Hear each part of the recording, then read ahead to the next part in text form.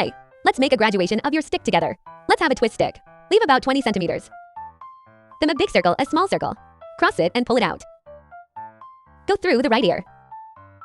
Left ear. Adjust the size. The long one slopes down from back to front.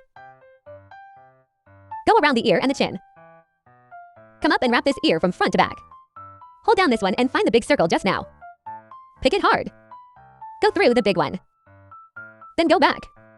Cross your head here and you're done. Open the back piece. Buckle it up and fold it in half. Or twist it. Twist it to the right. The same goes for the other leg.